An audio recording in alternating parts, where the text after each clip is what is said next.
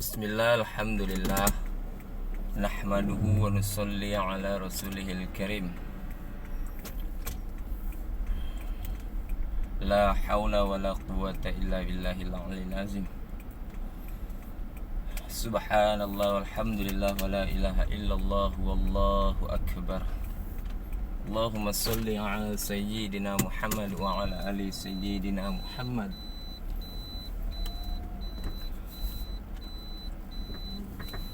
Salat satu perintah Allah Subhanahu wa taala dan sunnah Nabi sallallahu alaihi wasallam. Salatu imaduddin. Salat ni tiang daripada agama. Salat tiang daripada agama.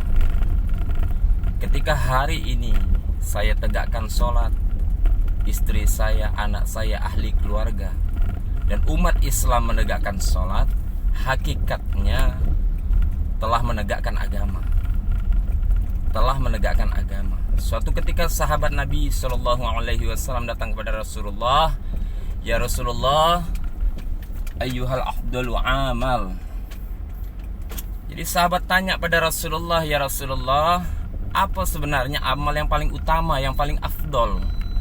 Maka Rasulullah SAW katakan, salah satu amal yang paling afdol as-salatu ala waktiha. Salat ini tepat pada waktunya. Bagi laki-laki tepat pada waktunya, di mana azan dikumandangkan dan berjamaah. Sebaik-baiknya di rumah Allah, di masjid, musola atau surau. Karena hakikatnya laki-laki yang menegakkan salat di rumah Allah Subhanahu wa taala dengan berjamaah telah memuliakan daripada rumah Allah. Maka dikatakan dalam hadis, man alifa masjid alifahullah. Barang siapa yang dia mencari masjid, maka dia dicintai oleh Allah Subhanahu wa taala. Kemudian yang lain dikatakan al masjid baitu kulli muttaqin. Masjid ini tempat berkumpulnya orang-orang yang takwa. Tanda orang yang takwa pada Allah, laki-laki yang takwa pada Allah adalah ketika dia memakmurkan masjid, memuliakan daripada rumah Allah Subhanahu wa taala.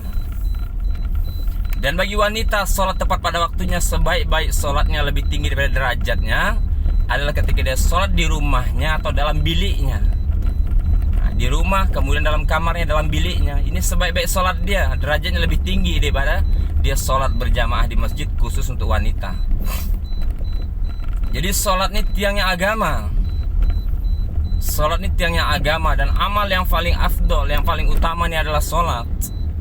Salat pada diri seorang muslim ibaratkan kepala pada badan. Ibarat kepala pada badan. Kalau hari ini orang bertamu tanpa tangan, tanpa kaki, tanpa mata, mungkin sudah biasa kita menyambut. Tapi ketika ada tamu datang ke rumah kita tanpa kepala, maka dikatakan mayat hidup. Kita katakan mayat hidup. Seperti itulah muslim yang tidak menegakkan salat, yang tidak mengerjakan salat, dia seperti mayat hidup. Hakikatnya dia mati di sisi Allah Subhanahu wa taala. Mati hatinya, mati doanya. Jadi hadirin mulia Allah Subhanahu wa taala, itu keutamaan daripada salat yang kita kerjakan. Kemudian dikatakan dua waktu di mana kita bisa berjumpa dengan Allah. Salah satu waktunya adalah saat kita berdiri dalam salat. Saat kita berdiri dalam salat, kita berdiri dalam salat ini hakikatnya kita ini sedang berkomunikasi dengan Allah, menghadap raja daripada sang maharaja, menghadap sang penguasa, menghadap dia yang telah memberi kita rizki, menjaga kita. Kemudian dia yang senantiasa mengawasi, melihat dan mengetahui setiap keadaan kita. Dia yang telah memberi nikmat melebihi daripada. Jadi nikmat yang Allah SWT berikan ini sangat-sangat besar kepada diri kita. Maka dalam satu hadis dikatakan bahwa as-salatu mi'rajul mu'min tadi. Salat ini mi'raj, orang beriman naik. Ketika kita salat di sisi Allah SWT, kita doa kita naik, derajat kita naik di sisi Allah Subhanahu wa taala. Kemudian dalam Quran Allah Subhanahu wa taala katakan, inna sholata tanha anil fahsya wal munkar. Sesungguhnya sholat ini akan mencegah pelakunya. Siapa pelaku sholat? Saya, istri saya, anak-anak saya, daripada perbuatan keji dan mungkar.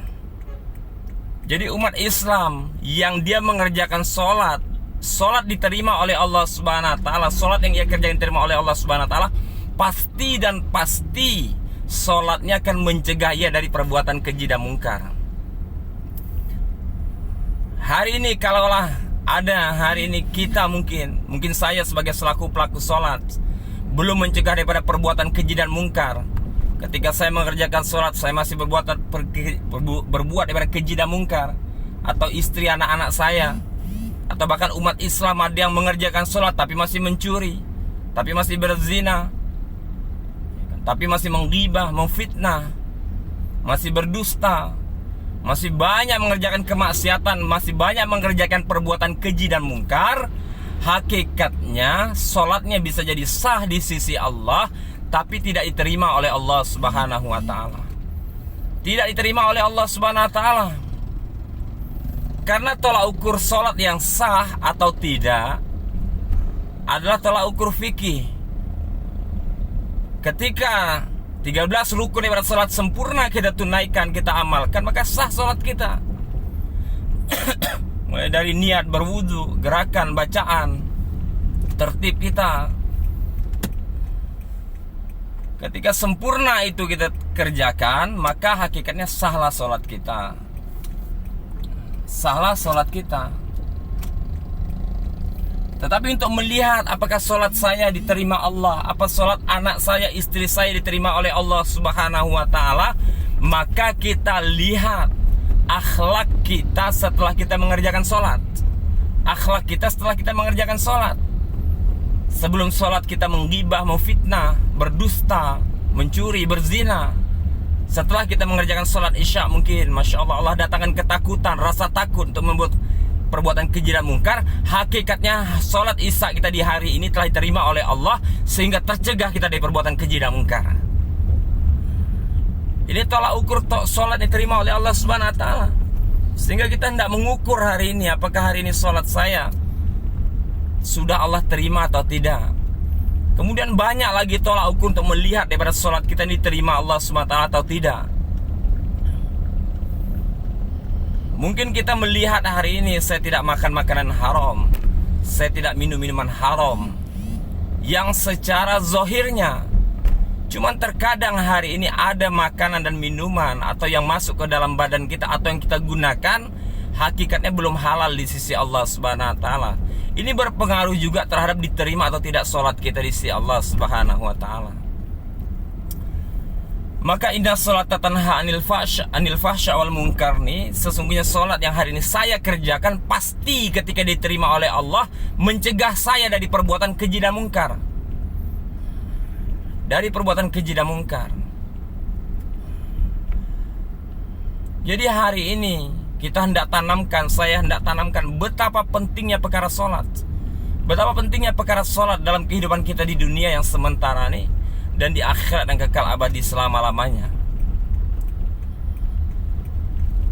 Semoga Allah SWT berikan kita hidayah, berikan kita inayah, berikan kita kekuatan. Allah masih kasihani kita, masih pandang kita dengan rahmatnya, dengan kasih sayangnya, agar kita menjadi hamba yang perbaiki daripada sholat kita, menyempurnakan daripada tertib zahir dan batin daripada sholat kita.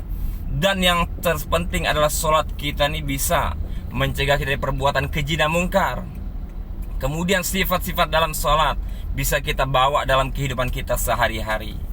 Kita mohon kepada Allah, berdoa kepada Allah Subhanahu wa ta'ala. Dan jangan lupa kita saling mendoakan. Doakan saya doakan semuanya, agar Allah Subhanahu wa ta'ala berikan kita hidayah.